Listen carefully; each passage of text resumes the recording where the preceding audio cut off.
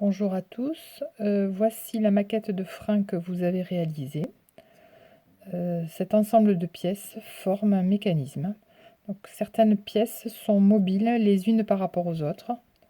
Voilà, donc c'est le cas de la poignée qui pivote autour d'un axe, ici, qui est fixé sur cette pièce, cette pièce ajoutée au guidon.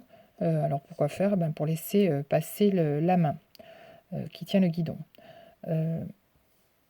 La poignée a un mouvement de rotation. Donc elle pivote autour de cet axe. On dit aussi que c'est un pivot. Alors un mouvement de rotation, c'est pas uniquement la roue qui peut faire un tour complet.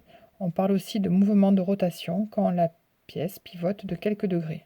Et là, c'est le cas de la poignée. Donc d'un côté, on a la main qui appuie sur l'extrémité de la poignée pour la faire pivoter. Et de l'autre, on a la poignée qui appuie sur la tige. Et cette tige donc va se déplacer vers le bas quand on freine. La tige a un mouvement, non pas de rotation, mais un mouvement rectiligne. Elle se déplace donc le long d'une ligne droite. On parle dans ce cas-là de mouvement de translation. Pour que la tige puisse se déplacer correctement, il faut ajouter une pièce ici, une pièce qui guide le mouvement de translation. Alors sans quoi vous aviez la tige, vous l'avez peut-être remarqué, qui peut aller à droite et à gauche et qui ne se déplace pas correctement.